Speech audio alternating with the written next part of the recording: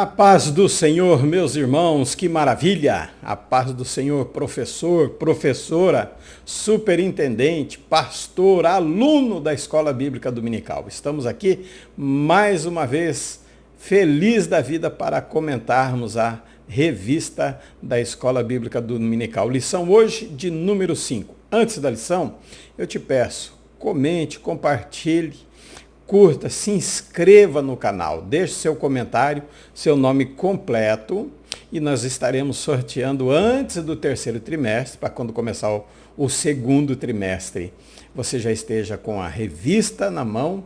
Se for jovem, a única diferença é que a revista de jovens não tem capa dura, tá?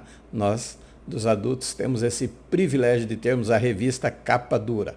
Nós vamos estar sorteando e entrego para você aonde você estiver no Brasil. Fora já fica meio difícil, mas de repente nós damos um jeito, tá bom? Ajude a divulgar o canal da Escola Bíblica Dominical. Vamos começar? Como? Com uma oração, pedindo a direção do Espírito Santo. Feche seus olhos, ore junto comigo. Querido e amado Deus, Pai eterno, na tua presença, Senhor, santa e maravilhosa, estamos aqui mais uma vez, Senhor, para falarmos, Deus, aprendermos, Senhor, com a tua palavra. Deus, abençoa cada professor, cada aluno, professora, abençoa o superintendente, os pastores. Eu faço essa oração intercedendo por cada um deles. Ilumina, me dá direção também, Senhor, do teu Espírito. Ilumina as nossas mentes para que possamos falar a verdade em amor, Senhor. Assim eu oro, eu peço, abençoando a cada um, em nome do Senhor Jesus. E você diz amém. Bem, meus irmãos, vamos lá. Lição de número 5. A missão da Igreja de Cristo. Será no dia 4 de fevereiro de 2024. Estamos no primeiro trimestre. Nosso texto áureo diz o seguinte: e perseveravam na doutrina dos apóstolos, e na comunhão, e no partir do pão, e nas orações. Tema esse da nossa campanha 12 dias, aqui em Foz do Iguaçu. Em todo o Campo de Foz foi realizado essa campanha de 12 dias com esse tema, com esse versículo. O tema é Ano de Crescimento Espiritual.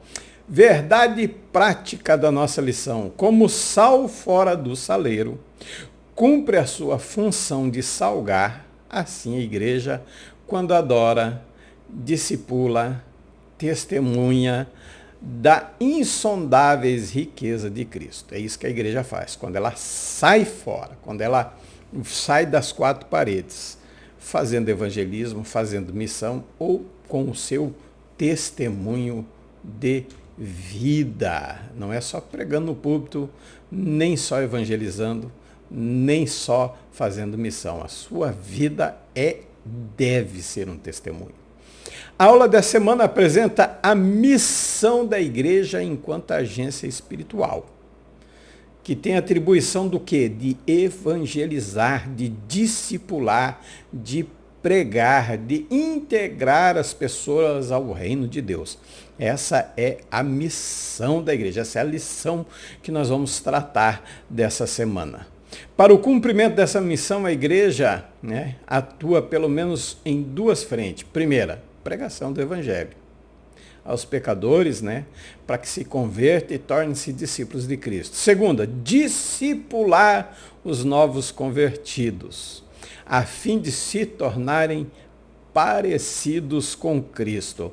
Deixa eu te fazer uma pergunta antes de prosseguir. Lembra que na aula passada eu disse que ia fazer uma pergunta?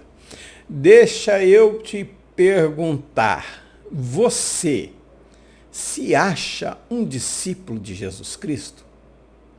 Você pode afirmar com certeza: eu sou um discípulo de Jesus Cristo? Vou fazer mais de uma, vou fazer outra pergunta. Essa pergunta eu vou responder na próxima lição. Qual é o nível de conhecimento que você tem de Cristo, que você tem no seu relacionamento com Cristo? É gnosis, epignosis ou pleuroma?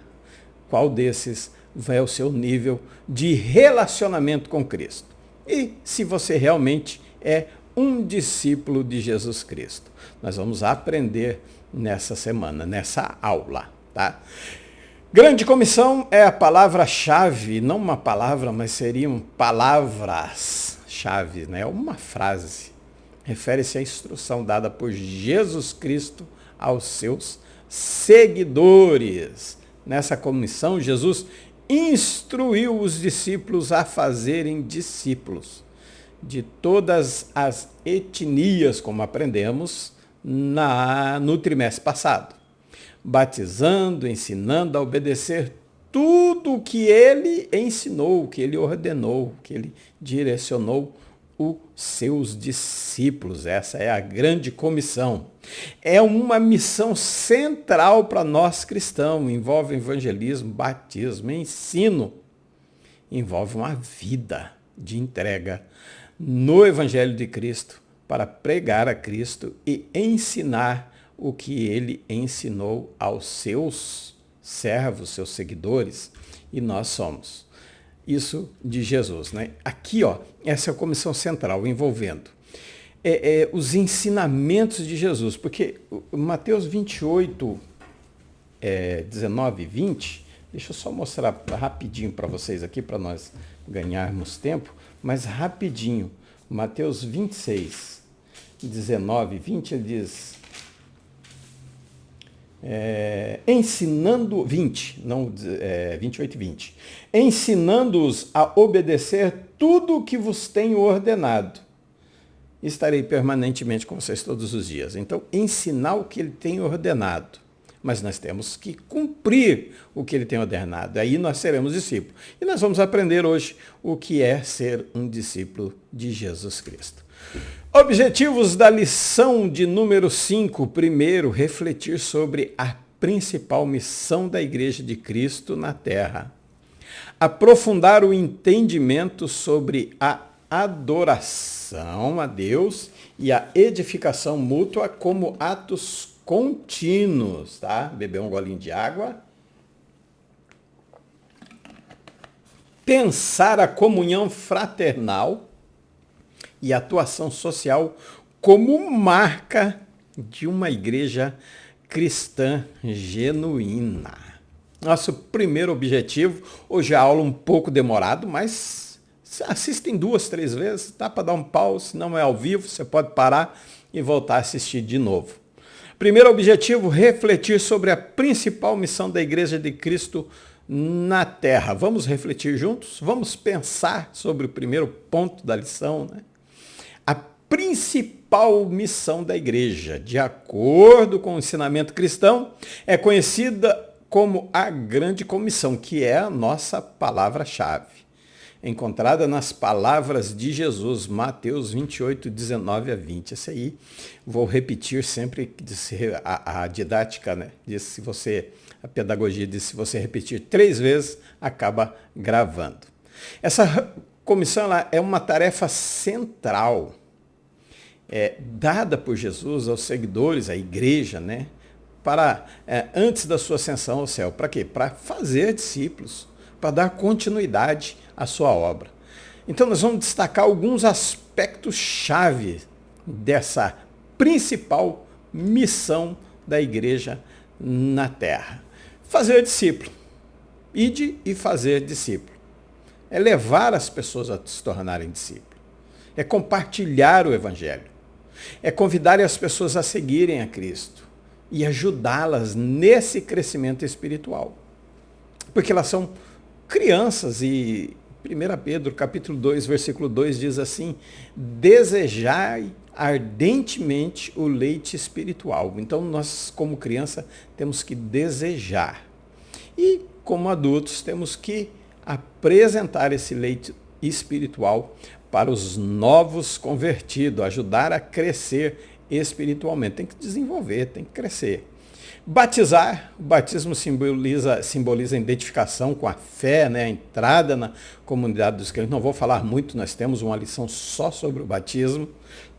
Perdão, minha garganta está bem ruim ainda, tá?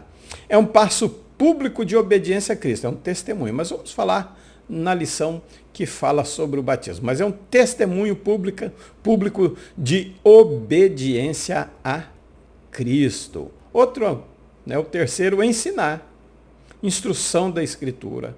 A missão da igreja é essa. Ensino das verdades, os mandamentos, ensinar as verdades bíblicas, esclarecer. Tem que promover entendimento. Tem que promover a prática. Não é só teoria, mas a aplicação prática dos ensinos de Jesus Cristo, como ele encerra Mateus capítulo 4, 7, 28 em diante. Presença constante de Cristo. Por último, 4, Jesus promete estar com a igreja todos os dias. Então essa missão principal da igreja, né, tem essa promessa de segurança contínua, de orientação divina. E nós temos que levar esses 4 itens aos novos convertidos, aos alunos da escola bíblica dominical. Porque apesar de nós termos algumas pessoas, às vezes, que fazem 20, 30 anos, que estão, né, participando do corpo de Cristo, mas às vezes cai no esquecimento, vira uma rotina e precisamos lembrar essa tarefa do professor também. Mas, além disso, a igreja é chamada a ser testemunha viva, praticar a justiça social, que nós vamos ver, promover a compaixão e proclamar a mensagem não só de boas novas, mas de redenção, principalmente.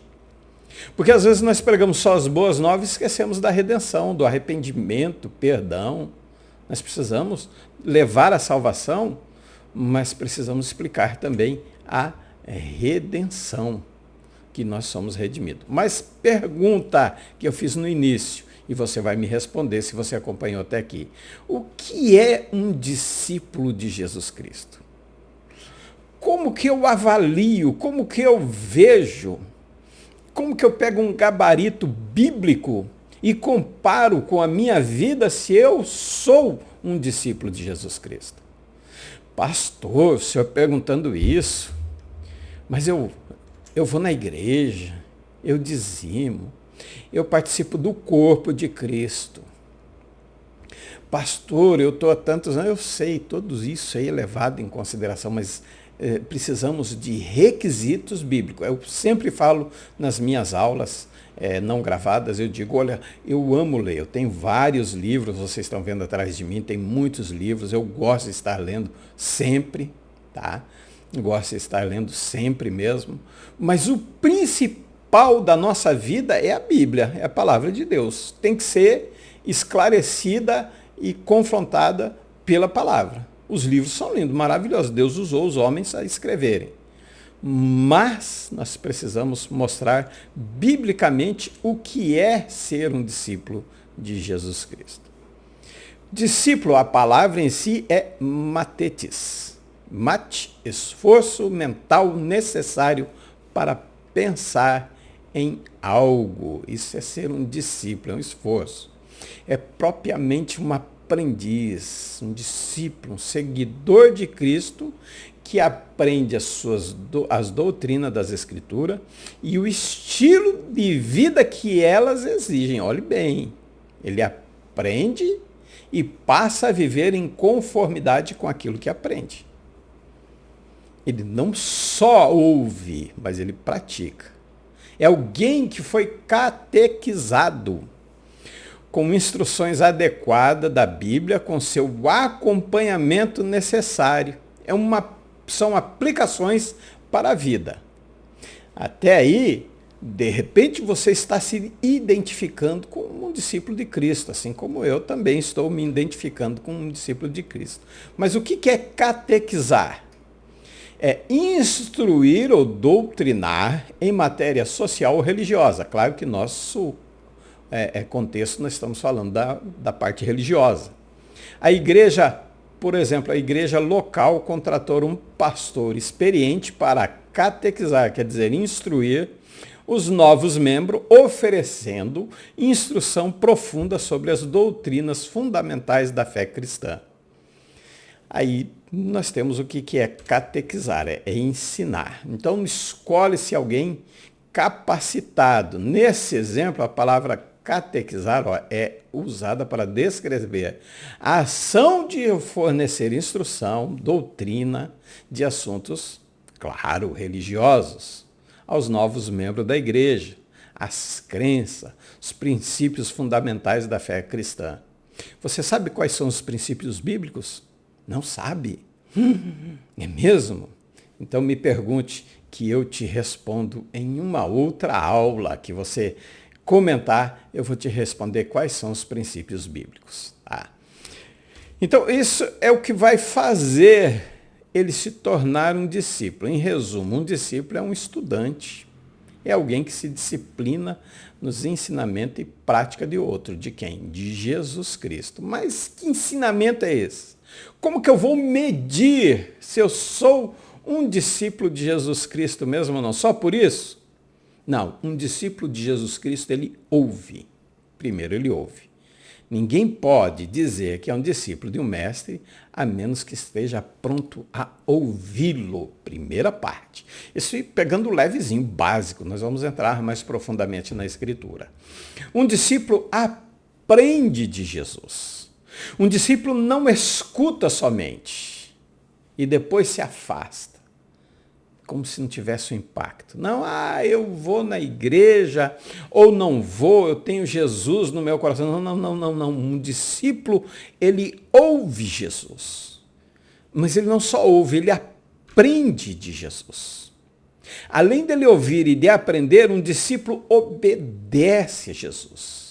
Ninguém pode realmente se chamar discípulo de Jesus se não estiver disposto a obedecê-lo. Então, o discípulo é aquele que, fora as outras regras que eu apresentei, ele aprende, ele escuta, ele aprende e ele coloca em prática. A obediência não é opcional, de forma nenhuma. A obediência tem dois requisitos: ou você atende ou não atende. Ou você obedece ou você não obedece. Não existe um meio termo. Então, para ser um discípulo de Jesus, a obediência não é opcional, de forma nenhuma. Então, primeiro, para ser um discípulo de Jesus, nós temos que ouvir o que ele disse. O que ele disse? Se Jesus dizia, se vós permanecerdes na minha palavra, verdadeiramente sereis meus discípulos. Então, a primeira coisa que a gente ouve para ser um discípulo de Jesus Cristo é permanecer na palavra. Você tem permanecido na palavra de Jesus? É uma pergunta que você tem que responder, não eu. Se nós permanecermos na palavra, se ela é colocada em prática, se eu sou pobre de espírito, se eu choro, se eu tenho sede e fome de justiça, se eu amo meu irmão, se eu amo o próximo, se eu ofereço a outra face, se alguém pedir a capa, eu dou a túnica, se eu ando uma milha a mais com ele, então a palavra dele permanece em mim. Esse é o primeiro requisito, a palavra permanecer. Permanência na palavra de Jesus, não é simplesmente ouvir. Permanecer é aplicar aquilo que você tem ouvido. É colocar em prática. Como? Obedecendo a Jesus Cristo. Obedecendo seus mandamentos. É um comprometimento contínuo. Não é um dia. Não é uma semana. Não é um mês. É uma decisão. Eu vou permanecer na palavra. É um estilo de vida de todos os dias. É seguir e obedecer. É para a vida toda, até ele voltar buscar a sua igreja. Até na consumação, até no fim. Ser discípulo de Jesus não quer apenas conhecimento intelectual. Temos que ter, e eu sempre digo que se você puder estudar, fazer curso, tem que ter. Mas não é só um conhecimento intelectual de se formar, de fazer curso, de assistir a minha aula, de assistir várias aulas. Não. É uma aplicação prática. É viver de acordo com os princípios e os ensinamentos que ele compartilhou, que ele direcionou. É uma aplicação, uma relação pessoal com Jesus. não é somente um conjunto de regras que eu tenho trazido até aqui, não. É relacionamento com o mestre. Envolve relacionamento também com o próximo. Claro, sem forma importante. De acordo com esse versículo, apenas João 8,31, o verdadeira identidade como discípulo de Jesus está ligada a comprometimento contínuo, perseveravam na doutrina dos apóstolos. Aplicação prática dos seus ensinamentos em nossas vidas. É o primeiro requisito. Marque C, não tem meio ponto, 6 pontos, não. É C se você estiver certo e E se estiver errado. Vamos mudar. A se estiver apto e I se estiver inapto a ser um discípulo de Jesus Cristo, com base em João 8,31. Segundo requisito para ser um discípulo de Jesus Cristo, João 13,35. Nisto todos. Então, primeiro nós temos um testemunho dentro. Aplicação prática dentro da sua palavra com todos, né, os irmãos e membros da igreja, dos ensinamentos de Cristo que nós vamos colocar em prática. Como? Nisto todos conhecerão que sois meus discípulos, se tiverdes amor uns pelos outros. É o segundo requisito. Eu preciso amar o meu irmão. E eu vou além ainda de amar o meu irmão. Eu preciso amar meu inimigo. Eu não sou inimigo de ninguém, mas posso ter inimigo. Mateus, capítulo 5, versículo 46. Porque se amardes os que vos amos, 43. Ouviste o que foi dito, amarás o teu próximo e odiará teu inimigo? Eu, porém, vos digo, amai os vossos inimigos e orai pelos que vos perseguem, para que vos torneis filhos de vosso Pai que estais no céu, pois que ele faz raiar o seu sol sobre os maus e bons e derrama chuva sobre justos e injustos. Porque se amarem só os que amam, que recompensa tendes? Não fazem isso os publicanos? Então, primeiro, o mundo tem que ver que eu amo meu irmão. Não eu tenho que falar para o mundo que eu amo meu irmão. Não, eles têm que notar esse testemunho que eu amo meu irmão para mim ser um discípulo de Jesus Cristo. E depois eu tenho que amar meu inimigo. Ah, mas eu sou do partido tal, não gosto. Não importa, você tem que amar. Ah, mas eles me perseguem, são meus inimigos. Ore por eles. Ah, mas eles me perseguem. Interceda por eles, não me importa. Primeiro, o testemunho de amar o próximo. E depois, primeiro, se nós tivermos amor entre nós. Se o mundo vê isso, o mundo precisa ver esse amor entre nós. Permanência na palavra, amor ao próximo, entre nós, entre a igreja. O amor mútuo entre os discípulos é apresentado como evidência externa, perceptível. Os outros vão ver que nós nos amamos, não brigamos entre nós. Que nós temos um bom relacionamento. Esse relacionamento é feito, é baseado, é vinculado ao amor. Esse amor não é apenas interno na comunidade cristã, mas é destinado a ser um testemunho ao mundo ao redor. O mundo tem que ver. Ele deve ser notável. Ele deve ser perceptível e ele deve ser notável. Habitação na palavra, permanência na palavra, e agora nós precisamos destacar de uma forma as pessoas a perceberem e dizer, nossa, mas eles amam mesmo entre eles. E daí nós temos que amar o mundo também, os inimigos, e orar por aqueles que perseguem.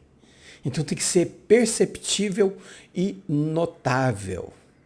É essa diferença que vai nos identificar como seguidores genuínos do ensinamento de Jesus Cristo. Esses dois requisitos por enquanto, tem mais um, mas por enquanto esses dois vão identificar nós como discípulos de Jesus. O amor que os discípulos compartilhavam com os outros é o reflexo do amor de Jesus, que ele demonstrou, que ele ensinou, lavou pé, falou com Pedro, um inimigo queria se ir andar com você, eu não deixei. Dormiu, orou com os discípulos, dormiu com os discípulos, amou até o ponto de morrer por eles. Agora ele cobra de nós. Para sermos discípulos, permanência na palavra e amor entre nós, perceptível e notável. Comunhão. Se nós temos esse amor, o amor mútuo, ele fortalece a comunhão e a unidade de todo mundo. Não vai enxergar só eu, vai enxergar o corpo de Cristo. Vai enxergar a unidade da igreja. Esse versículo 13 e 35, ele revela uma verdadeira identidade como discípulo. Vai além de crenças teóricas e práticas religiosas. Ela se manifesta em relacionamento transformados. Amor prático, sacrificial. Amor, é sofrer. Amor é sofrer, o amor tudo sofre. 1 Coríntios capítulo 13, versículo 7. Tudo sofre, tudo crê, tudo suporta, tudo espera. Eu espero que meu irmão melhore comigo. Eu espero que minha esposa melhore comigo. Ela espera que eu melhore com ela. Eu espero que o pastor seja melhor comigo. O pastor espera que eu seja melhor com ele. Esse é o amor. O amor é sofredor. É uma expressão visível do amor de Cristo e que transforma as vidas. Precisa transformar as vidas. É necessário. Outro versículo significativo, terceiro e último, para nós encerrarmos como ser um discípulo de Jesus, é a ideia de frutos. João 15, 8. Nisto é glorificado meu Pai, que deis muito fruto, não frutos, muito fruto. Assim sereis meus discípulos. Gálatas 5, 22. Gálatas 5, 22 começa com o quê, meus irmãos? Amor. Se nós não tivermos Colossenses 3 e 13, se nós não nos revestirmos do vínculo do amor, que é o elo da perfeição, não vamos permanecer. Nós não vamos amar o nosso próximo. E nós não vamos dar fruto. Porque pelos seus frutos serão conhecidos. Então Jesus usa essa metáfora. A importância de permanecer nele. Para que a seiva que era de um jambuzeiro bravo, agora é a seiva da oliveira, que caminha, da videira que entra, que faz eu frutificar e tem que ser em abundância. Não é uma uva de amor, uma uva de paz, uma uva de... Não, é um cacho de amor, é um cacho de domínio próprio, é um cacho de temperança, de mansidão, de gozo, de paz, de fé. São cachos, tem que ser abundante. No original diz que é diariamente, continuamente essa frutificação. Nós precisamos frutificar. Isso vai glorificar o Pai. Isso vai refletir a natureza, os valores de Deus em nós, numa vida transformada. É isso que vai acontecer. Isso é ser um discípulo de Jesus. A produção está ligada diretamente à identificação. É visível quando você frutifica, as pessoas veem o seu fruto. Eu falo, olha, só tem folha. Procurei um fruto lá, não tem nenhum. Vai secar. Vai secar. Não, nós precisamos mostrar o nosso fruto. Nós precisamos mostrar a nossa identidade. É uma conexão vital. Os frutos só podem produzir se nós permanecermos na sua palavra, se nós tivermos amor um com os outros e se nós frutificarmos, por quê? Estamos permanecendo, conectados. Conexão é o tema da UMADF. Mas será que estamos conectados? Será que nós estamos produzindo fruto digno de arrependimento? Ou simplesmente só é um tema, não estamos colocando em prática? Se você, amor e obediência. O contexto mais amplo de João 15 é a importância do amor e obediente. Fator que contribui para a frutificação desse fruto, que vai ser todos os dias, continuamente na sua vida. O versículo destaca que o discípulo vai além de simplesmente acreditar. Tem muita gente que acredita em Jesus. Tem muita gente que acredita em Deus. Mas envolve transformação, frutos visíveis, amor ao próximo, obediência, serviço para glorificar a Deus. Isso é ser um discípulo de Jesus Cristo. Não é só nome. certamente, vou fornecer ainda um terceiro versículo. Se você permaneceu na palavra, se você ama, e o mundo vê que você ama os seus irmãos, mas não é só eu, tem que ser o amor de todos uns pelos outros. E se realmente você está produzindo fruto, não é uma tarefa fácil, porque Jesus disse, se alguém quer vir após mim, quer seguir, tome a sua cruz a cada dia e siga-me. Ser um discípulo de Jesus é negar a mim mesmo. Ser discípulo de Jesus é renúncia do egoísmo, é disposição a colocar a vontade de Deus e a do próximo acima das minhas vontades. Isso é ser um discípulo de Jesus Cristo. É tomar a cruz, é sacrifício, é identificação, é enfrentar os desafios, as dificuldades, é seguir a Cristo todos os dias. Isso permeia, é a crença, não é apenas uma crença intelectual, é uma jornada ativa. É imitar o exemplo. Paulo dizia, sede meus imitadores, como eu sou de Cristo. E nós temos que imitar a Paulo, como ele imitava a Cristo. E aqui, essas normas, essas regras, esses versículos, a palavra de Deus está dizendo que nós precisamos, para seguir a Jesus, imitar ele. Nós precisamos imitar a Jesus. Envolve entrega completa a Jesus. Abraçando o chamado e seguir o seu caminho. Ele é o caminho, a verdade e a vida. Menos que isso, aí são sacrifícios pessoais. Desculpa, mesmo que isso envolva sacrifícios pessoais, quer dizer, a minha vontade, eu deixo de lado para amar o meu próximo, para suportar ele em amor, para andar com ele. Eu tiro a capa, eu viro a face. Isso mesmo que isso envolva sacrifício pessoais. Ser um discípulo de Jesus é pular de bico na água, como a gente fazia quando era criança. Aí você vai poder pregar, proclamar as boas novas. Você vai conhecer o objeto da salvação, que é amor. E você poderá discipular os novos convertidos, que são os 3 temas da lição. Mas se você não tiver esses requisitos, não tem nem, me perdoem, ou não, mas não tem nem como você dar a aula. Não tem como você estar à frente falando de boas novas, falando do objeto da pregação, tentando discipular os novos convertidos. Como? Você não é um discípulo. Você não aprendeu. Você não permanece na palavra. Você não ama os outros, não olham para você, não vê o testemunho de amor. Você não frutifica. Como que você vai proclamar boas novas? Como que você vai conhecer o objeto da pregação? Como que você vai discipular os novos convertidos? Então, pense bem. A partir de hoje, coloque em prática. Ser um discípulo de Jesus Cristo é obedecer. É ato contínuo, todos os dias que nós vamos ver no próximo. É diariamente. É negar a si mesmo. É tomar uma cruz, e uma cruz pesada. E é seguir a Jesus Cristo. Segundo objetivo, aprofundar o entendimento sobre adoração a Deus e edificação mútuas como atos contínuos. Se é contínuo, é todos os dias. Não pode parar. Definição de adoração é a expressão de reverência, devoção, submissão a Deus. Relacionamento íntimo e ativo com o Criador. Eu sei que durante o culto, pregação, irmão, você veio aqui para adorar a Deus. Também envolve adoração coletiva.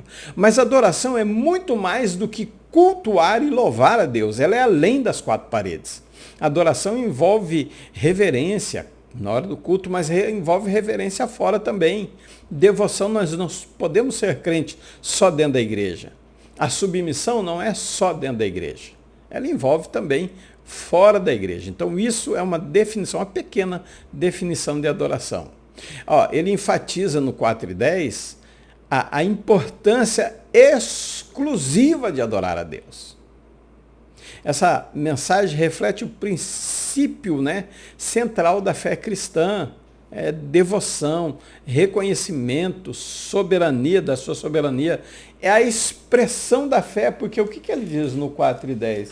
Ele fala para Satanás ir embora e ordenou Jesus: vai-te, Satanás, porque está escrito: ao Senhor teu Deus adorarás e só a Ele servirás. É exclusiva. Não pode ser. Louvar, eu posso até louvar. Eu louvo vocês por comentar a minha aula, por compartilhar. Eu louvo vocês por participarem, serem alunos da Escola Bíblica Dominical. Eu posso louvar. Agora adorar, não. Adorar não posso. É exclusividade do Altíssimo. É exclusividade de Deus. Formas de adoração. Não se limita a rituais formais, como eu falei, dentro da igreja. Mas é uma vida. É fora da igreja, é testemunho. É oração, sim. É louvor, sim. É serviço, é obediência. É uma vida consagrada a Deus. É uma vida direcionada a Deus. Você adora Ele mais sozinho do que no meio de todo mundo. Você adora Ele mais sozinho no seu carro do que dentro da igreja ou no seu trabalho. Você adora Ele mais sozinho em casa, sem ninguém, do que no meio da escola, da faculdade. Porque quando você está sozinho, realmente Ele vai ver que comportamento você tem, se é uma vida consagrada ou não. Adoração no contexto não é apenas um ato momentâneo, específico do culto. Não, a adoração não é só no culto, ou privado, sozinho, não. Mas é contínua, é atenção, é coração exclusivamente para o Senhor. É em todos os aspectos da vida. Quais são os aspectos? Familiar, escolar, trabalho e igreja. Não é só dentro de um culto, não é só também em casa sozinho, não. A adoração, ela faz parte de todos os momentos. Eu diria até dormindo, nós adoramos o Senhor. O salmista Davi diz, 5:3, ele diz: eu deitei e dormi e acordei porque o Senhor me sustentou. Então, nós adoramos a Deus em todo momento, todo segundo, todo instante da nossa vida. Não para, a adoração é algo que não para. A adoração está em nosso DNA. Você sabe por que está no nosso DNA? Porque nosso DNA tem 4 letras, A, B, C e D. Mas as 4 letras, na realidade, é Y, Re, Vav, Re, que é o nome do Eterno. E foi o cientista que colocaram, é o início do DNA. E essas células, elas vão se multiplicando e mudando de ordem, mas dentro desse DNA, mesmo que não acredite, mesmo que não queira, o ser humano, ele adora Deus no seu DNA. Jesus ensinou que tem que ser em verdade e em espírito, sinceridade de coração, conformidade com a verdade das Escrituras. Não pode ser falso. Não pode ser só da boca para fora, não. Tem que ser do coração, é espírito e em verdade. Adoração não tem como você adorar em espírito se não for em verdade. É uma conexão, é estar conectado na oliveira. É profunda, é espiritual com Deus. É em verdade, destaca a importância da sinceridade, honestidade, alinhamento com a verdade revelada por Deus. Adoração é muito mais do que um congresso, é muito mais do que a campanha dos 12 dias. Ela vai além, uma continuidade de 1º de janeiro ao dia 31 de dezembro. É de manhã, de meio-dia, à tarde, à noite, é a todo instante, mas tem que ser sincero, tem que ser em espírito, tem que ser verdadeiro diante de Deus. Atos contínuos. Ela pode ser individual e coletivo. Momentos pessoais, a sua oração, o seu serviço em casa. Coletivo quando nos reunimos na igreja. São as duas formas diferentes de adorarmos a Deus. Você pode adorar a Deus em casa, você pode adorar a Deus no escritório sozinho, você pode adorar a Deus em vários lugares, ou na igreja. É um estilo de vida. Paulo incentiva. E o que ele fala em 1 Coríntios 10:31? Quer comais, quer beber. Se é para comer ou beber, seja feito em nome de Deus. Vamos ler certinho? Fazer até comendo você adora a Deus. 1 Coríntios 10:31. Vamos ler na versão King James. Eu gosto muito dessa versão, os irmãos sabem disso. 10:31. Assim seja comendo, seja bebendo, seja fazendo qualquer outra coisa, fazei tudo para a glória de Deus. Não importa. É um estilo de vida. As pessoas têm que notar que eu adoro a Deus, seja comendo, seja bebendo ou fazendo qualquer outra coisa. É diário, é todo instante. Edificação. Se nós adoramos a todo instante, a edificação também não é diferente. A edificação mútua refere-se ao processo de encorajar, fortalecer, apoiar. É uma expressão prática do amor. Não é só dizer eu te amo. Eu sempre falo, eu digo para minha esposa, amor, eu te amo. Ela diz, então prove-me. Porque amor não é sentimento, é ação. Amados, não amemos só de palavras, mas de atitudes e verdade.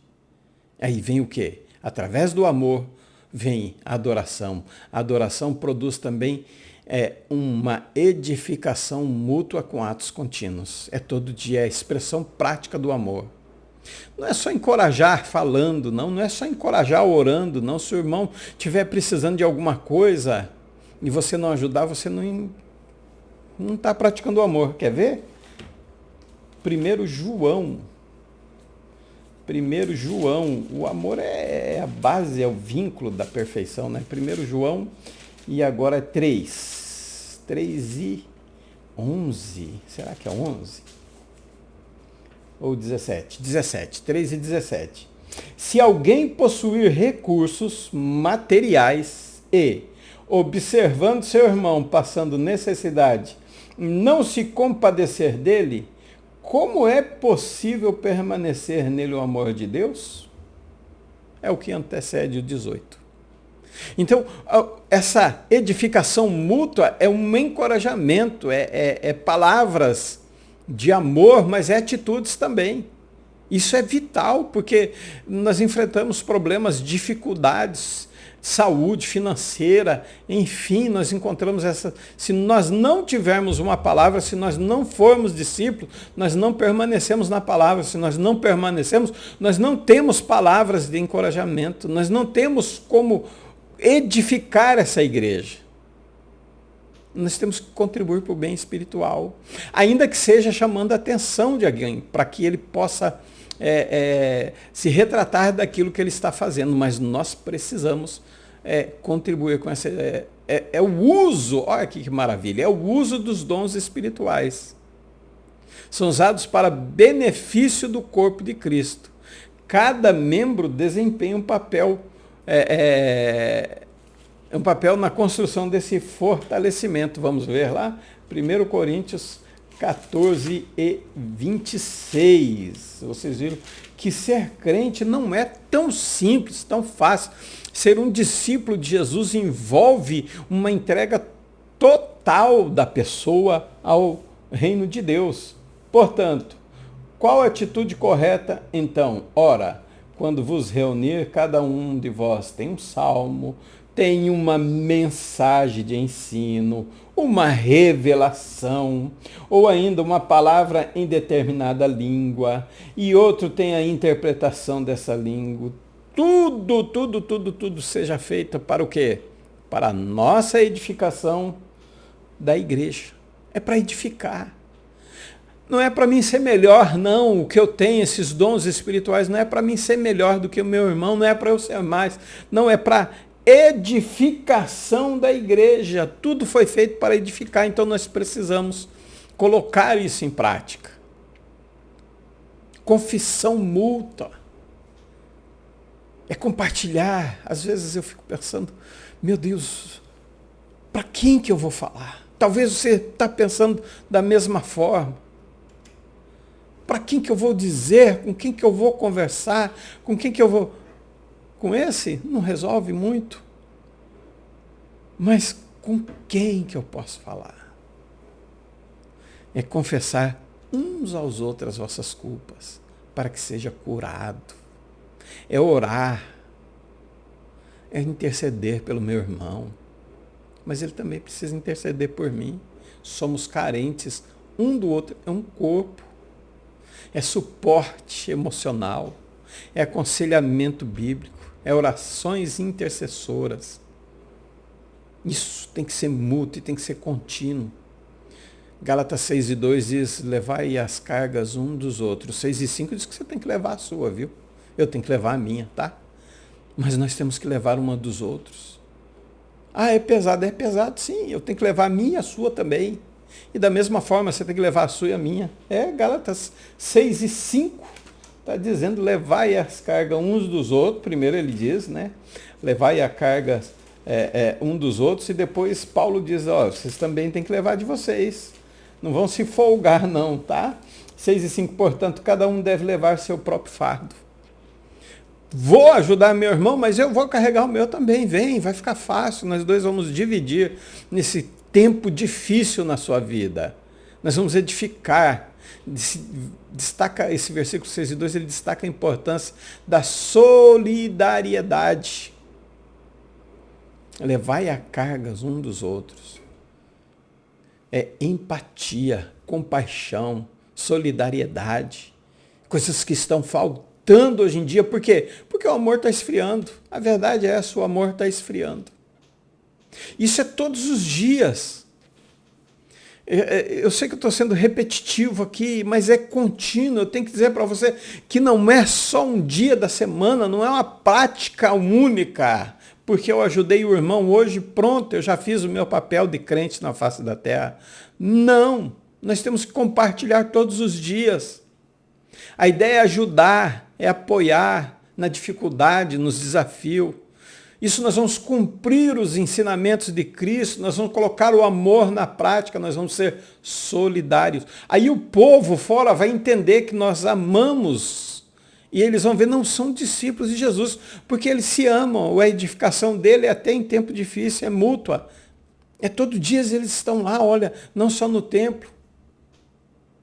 Promove a empatia com meu irmão. E quando os outros veem a empatia, falam, não, eu quero participar desse povo. Por isso que em Atos 2:47, as pessoas iam sendo acrescentadas, iam sendo salvas. Por quê? Porque ela testemunhava de uma vida, de uma igreja em que praticava os ensinos de Cristo. Era isso que acontecia. O benefício é próprio, é para mim, mas também para os outros. Cristo ensinou amor e compaixão. Cristo foi o mestre dos mestres a ensinar isso. A hora que nós integrarmos adoração contínua a Deus, edificação mútua, sendo discípulo de Jesus Cristo, os discípulos se envolvem em uma prática vibrante de fé, que impacta, não vai impactar só a minha vida, não, vai impactar dos outros também, dentro da comunidade dos crentes. Essa é a nossa missão principal. É testemunhar do que Cristo fez em nós, para depois através de nós. Isso é ser um discípulo de Jesus. Terceiro objetivo, pensar a comunhão fraternal e a atuação social como marca da igreja cristã genuína. Aqui envolve daí, como diz, uma ação social, comunhão e socialização. São importantes dentro da comunidade, na vida, tanto dentro do contexto religioso ou mais amplo, ou fora dele também, não importa.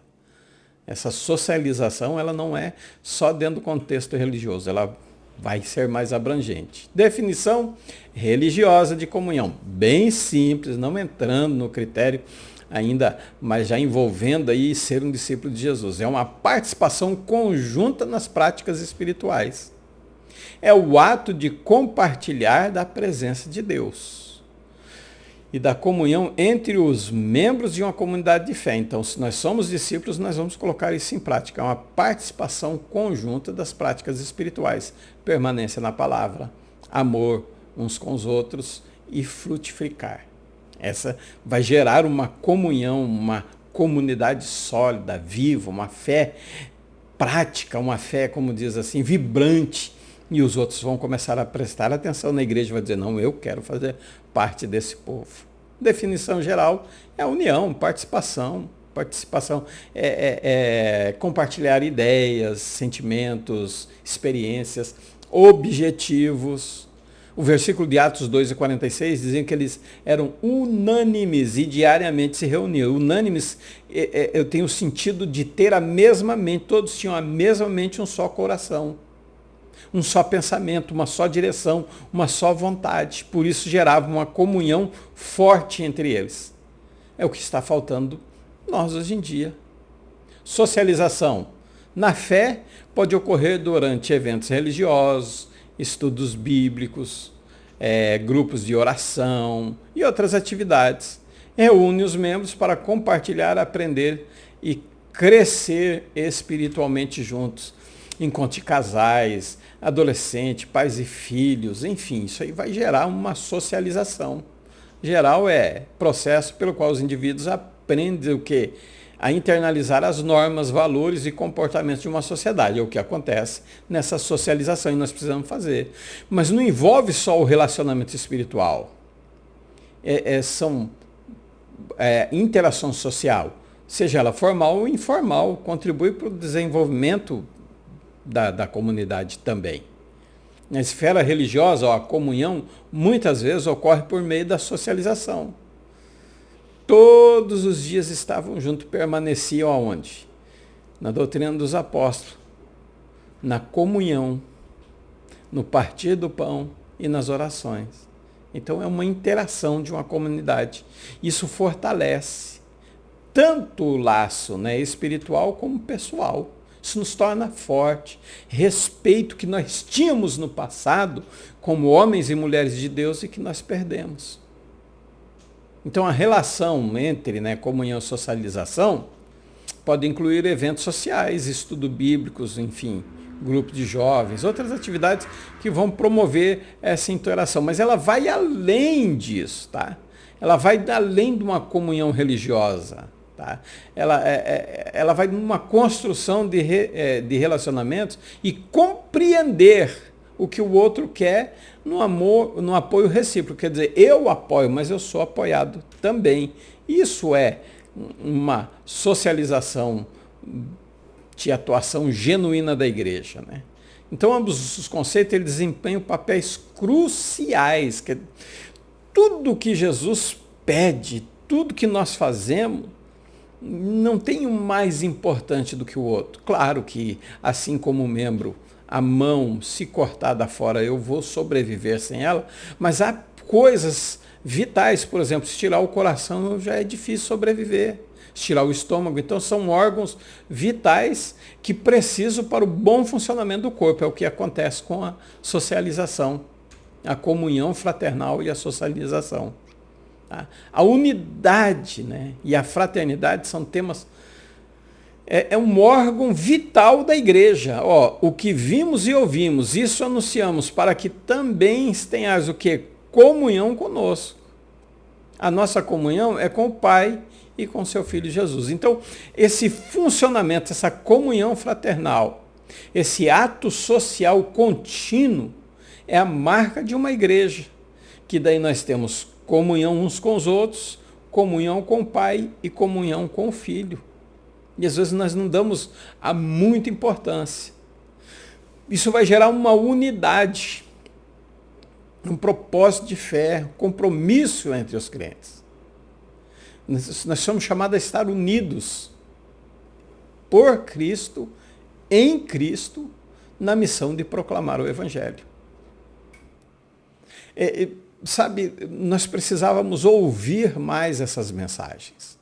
Nós precisávamos ter escola dominical e sabatina para ver se nós aprendíamos. Nós precisamos de um estudo sistemático contínuo para colocar em prática os ensinos de Jesus. É uma uniformidade. A unidade é uma uniformidade, mas sim quer dizer, não significa uma uniformidade, ela é uma diversidade harmoniosa. Não são iguais, diferentes, mas trabalham em harmonia. Nem os movimentos são iguais, mas eles trabalham em harmonia. E nós somos chamados a preservar essa unidade. Efésios 4:1 diz, andar na vocação em que foste chamados. Sabe, irmãos, às vezes eu fico pensando, como que está a nossa igreja hoje, né? Se nós formos analisarmos dentro dessas regras que a escola bíblica dominical está trazendo. Se nós temos unidade, então vai gerar uma fraternidade. Nós vamos ser considerados uma família. Nós vamos ser fortes.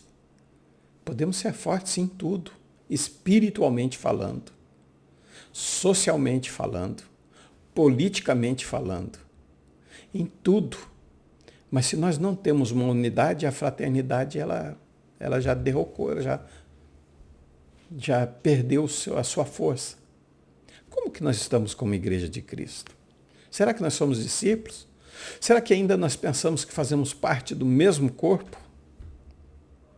A fraternidade ela vem para o cuidado mútuo, é além do cuidado da edificação. É mais do que encorajamento. Vai além de laços de sangue, é baseado na fé. Não é só porque é minha irmã, por exemplo, tem 2 irmãs. Não. Ao versículo 3 ressalta que a comunhão entre os crentes e com Deus é possível só por causa da unidade da fé. Daí vem a fraternidade com Cristo. Se não tiver unidade, não tem fraternidade, não tem comunhão, não tem união. Enfim, é um evangelho manco, como se diz, atrofiado. É um evangelho só daquilo que é bom, não vivemos a excelência. Nós não vamos conseguir atingir a estatura do varão perfeito que é Cristo. Esses princípios eles contribuem para atingirmos a estatura do varão perfeito que é Cristo. Enfatiza a importância de viver em unidade,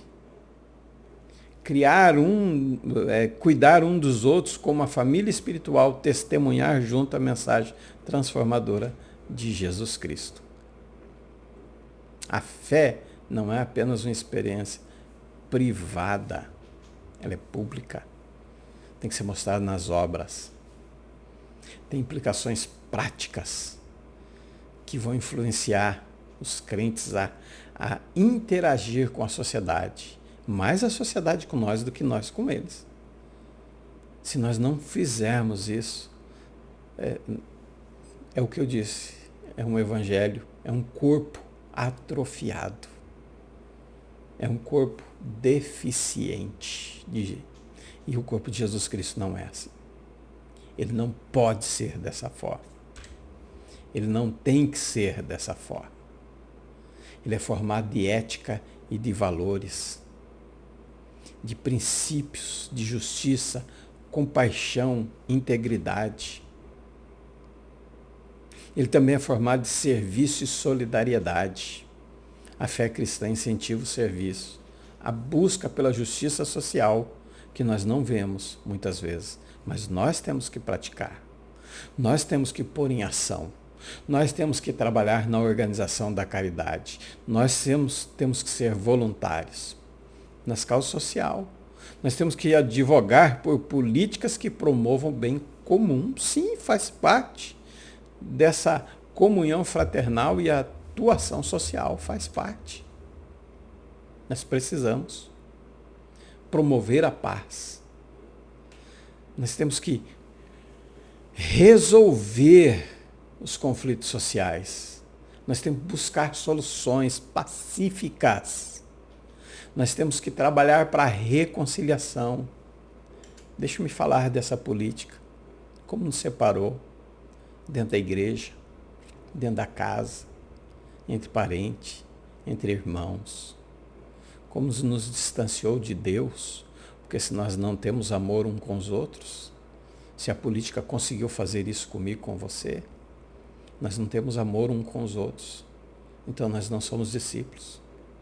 Nós não estamos permanecendo na palavra, nós não permanecemos na videira, nós não temos a seiva, nós não temos uma edificação, nós não temos adoração, nós não temos uma comunhão, nós não temos atuação social, não tem nada. Nós precisamos voltar ao primeiro amor, voltar a amar de verdade, como a igreja de Éfeso, a buscar parar de discutir entre nós. Isso não edifica o corpo de Cristo, isso destrói, isso quebra, isso machuca, deixa marcas no corpo de Cristo. Até a participação cívica responsável. Inclui envolver-se em questões públicas, contribuir para o bem-estar da comunidade, não só da igreja, mas do bairro também. Nós precisamos contribuir com isso. O que mais que envolve? Defesa dos vulneráveis. Envolve defesa de direitos dos pobres, dos órfãos, das viúvas e outros grupos marginalizados. Envolve a verdadeira religião, cuidar dos órfãos e das viúvas, é ser religioso ao extremo. E eu digo que você tem que ser religioso, cuidar dos órfãos e das viúvas. Aí eu aconselho a você ser religioso. De outra forma, não. De outra forma, não mesmo. Testemunho público. Você viu, eu estou insistindo nesse testemunho público. Eles precisam ver. É uma maneira como responde a situações difíceis, mas mantém os seus princípios, que vai impactar a sociedade, que vai mostrar à sociedade que não importa o que aconteça, não importa o que vem, nós vamos manter os nossos princípios. É um testemunho público. É os 3 versículos que eu citei para você. Expressar a fé na esfera social, os cristãos buscam ser o que? Luz e sal na sociedade, contribuindo para uma construção de comunidade mais justa, compassiva, solidária.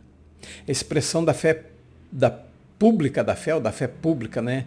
Não, pública da fé, reflete o chamado cristão a amar, servir o próximo em todas as áreas da vida, todas. Isso é pensar na comunhão fraternal, na atuação social. Isso tem que ser uma marca genuína da nossa igreja. Isso tem que ser uma marca de cada cristão e do corpo todo. Não pode ser só de um. Não pode ser só de uma pessoa. Não, tem que ser do corpo inteiro. Vamos para a nossa conclusão? Nossa conclusão. Vimos que a Igreja de Cristo tem uma grande missão aqui na Terra. Ela foi chamada para ser luz, sal e luz. Como sal, ela salga o mundo com a mensagem em uma sociedade que está corrompida pelo engano do pecado. Como sal, ela preserva, ela tempera. Por isso, o mundo, a sociedade em si, não apodreceu totalmente. Como luz, ela dá vida, ela resplandece nas densas trevas, ela mostra o amor de Cristo ao mundo perdido, ela produz discípulos, ela transforma-se em adoradores. A igreja cumpre a sua missão. Sem luz, sem fotossíntese, sem oxigênio. Sem oxigênio é morte. Por isso, precisamos ser luz na terra. Precisamos brilhar. Eu não expulso as trevas. Eu não digo sai trevas em nome de Jesus. Não, eu sou luz e onde eu chego, as trevas vão embora.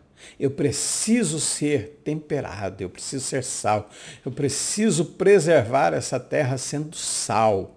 Jesus não te chamou para ser o caramelo de Jesus, não. Ele te chamou para ser sal e luz da terra. É para isso que ele te chamou.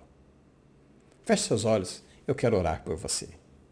Querido e amado Deus, Pai eterno, neste momento, Senhor, no término dessa aula, somos chamados a refletir, Senhor, sobre a nossa vida.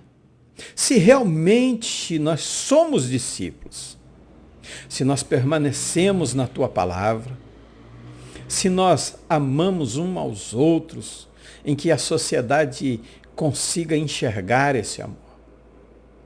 Se realmente nós estamos frutificando em abundância, Pai. Se eu amo meu próximo como a mim mesmo, se eu amo os meus inimigos, se eu oro pelos aqueles que me perseguem. Senhor, nesta lição nós somos chamados a refletir sobre a minha vida pessoal e a minha vida em comunidade, Senhor, como que eu estou andando, como que eu estou te adorando na rua, em casa, no serviço, na igreja, como estou edificando a igreja com os meus dons espirituais, Senhor, é tudo para a edificação do corpo de Cristo. Senhor, nós somos chamados a refletir sobre a nossa responsabilidade de obedecer o que o Senhor nos ensinou. Senhor, desperta em nós. Toca, Senhor, com o Espírito Santo, a despertar em nós a viver uma vida santa, a andarmos, Senhor, nos seus caminhos, Deus, a olhar para nós, a examinarmos nós mesmos e não nosso irmão, Senhor. Pai querido, eu oro neste momento, Deus, repreendendo toda enfermidade, Senhor, porque o Senhor nos deu poder. E por isso nós oramos, Senhor, abençoando, porque a partir de hoje nós seremos discípulos de Jesus Cristo. E eu, como discípulo de Jesus Cristo, o Senhor me deu poder para expulsar as enfermidades, e nós repreendemos o câncer, a doença do coração, do pulmão, do intestino, do estômago, da pressão alta, diabetes, nós repreendemos, nós expulsamos em nome do Senhor Jesus. E abençoamos a cada um, Senhor, em teu nome. Que Deus abençoe você. E se você concorda comigo, diz amém. Que Deus abençoe você. Até a próxima aula, se assim Ele nos permitir. Shalom Vraha. Fiquem todos na paz do Senhor.